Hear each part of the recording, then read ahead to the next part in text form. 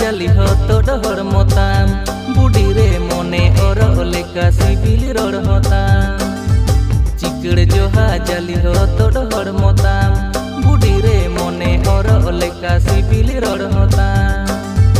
तकिर गोदो जुवन मने